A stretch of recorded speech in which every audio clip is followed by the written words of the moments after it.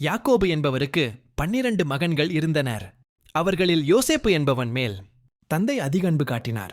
இதனால் பொறாமை கொண்ட அவனது சகோதரர்கள் அவனை ஒரு பாழடைந்த கிணற்றில் தள்ளி பின்னர் எகிப்திய வியாபாரிகளிடம் அடிமையாக விற்றுவிட்டனர். யோசேப்பு எகிப்தில் பல இன்னல்களை அனுபவித்தான். செய்யாத குற்றத்திற்காக சிறைக்கும் சென்றான்.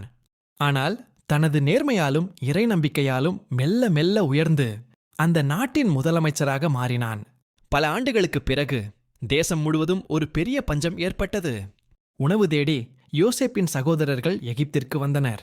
அங்கே தங்களை அடிமையாக விற்ற தம்பி நாடே வணங்கும் அதிகாரியாக இருப்பதைக் கண்டு அவர்கள் அதிர்ச்சியடைந்தனர். அவன் தங்களை தண்டிப்பான் என்று பயந்து நடுங்கினர். பழிவாங்கும் அதிகாரம் கையில் இருந்தும் யோசேப்பு அவர்கள் மேல் கோபப்படவில்லை.